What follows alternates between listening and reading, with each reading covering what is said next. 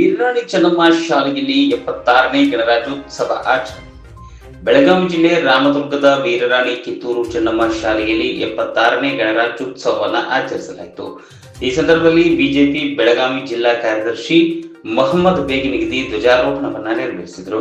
ಧ್ವಜಾರೋಹಣದ ನಂತರ ಮಕ್ಕಳಿಂದ ಆಕರ್ಷಕ ಕವಾಯತ್ ಕಾರ್ಯಕ್ರಮ ನಡೆಯಿತು. ಮುದ್ದು ಮಕ್ಕಳಿಂದ ಗಣರಾಜ್ಯೋತ್ಸವದ ಪ್ರಯುಕ್ತ ಭಾಷಣ, ಛದ್ಮವೇಶ ಸೇರಿದಂತೆ ಹಲವು ಸಾಂಸ್ಕೃತಿಕ ಕಾರ್ಯಕ್ರಮಗಳು ಜರುಗಿದವು. ಧ್ವಜಾರೋಹಣ ನೆರವೇರಿಸಿ ಮಾತನಾಡಿದ ಬಿಜೆಪಿ ಬೆಳಗಾವಿ ಜಿಲ್ಲಾ ಕಾರ್ಯದರ್ಶಿ ಮೊಹಮ್ಮದ್ ಬೇಗಿನಿಗದಿ, ಎಲ್ಲರಿಗೂ ಗಣರಾಜ್ಯೋತ್ಸವ ಹಬ್ಬದ ಶುಭಾಶಯಗಳು. ನಾವಿಂದು 76ನೇ ಗಣರಾಜ್ಯೋತ್ಸವವನ್ನು ಆಚರಿಸುತ್ತಿದ್ದೇವೆ.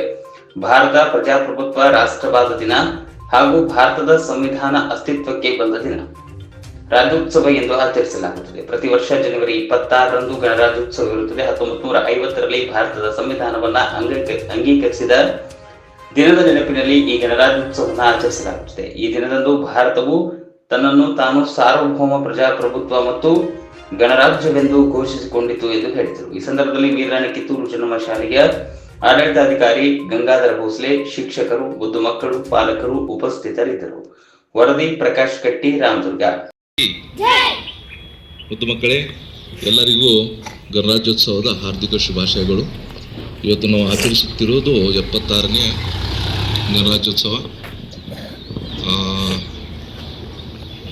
1950ರ ಜನವರಿ 26ರಂದು ನಮ್ಮನ್ನು ನಾವು ಸಾರ್ವಭೌಮ ಹಾಗೂ ಪ್ರಜಾಪ್ರಭುತ್ವದ ಹಾದಿಯಲ್ಲಿ ನಮ್ಮನ್ನು ನಾವು ಗುರುತಿಸ್ಕೊಂಡಿವಿ. ಇವತ್ತಿನ ದಿವಸ ನಮಗೆಲ್ಲರಿಗೂ ಏನದು ಸಮಾನತೆ, ಆಮೇಲೆ ಸರಳತೆ ಹಾಗೂ ನಮ್ಮದು ಫ್ರೀಡಮ್, ಇದನ್ನೆಲ್ಲ ನಮ್ಮ ಸಂವಿಧಾನ ಕೊಟ್ಟಿದೆ. ಆಮೇಲೆ ನಮ್ಮ ಮಾತಾಡೋ ನಾವು ಹಕ್ಕು ಎಲ್ಲವನ್ನು ನಮಗೆ ಡಾಕ್ಟರ್ ಬಿ ಆರ್ ಅಂಬೇಡ್ಕರ್ ಸಾಹೇಬರು ಇವತ್ತಿನ ದಿವಸ ಕೊಡಮಾಡಿದರು. ಇದೇ ಸಂದರ್ಭದಲ್ಲಿ ಇಷ್ಟು ಹೇಳಿ ನನ್ನ ಮಾತನ್ನು ಮುಗಿಸುತ್ತೇನೆ. ಜೈ ಹಿಂದ್.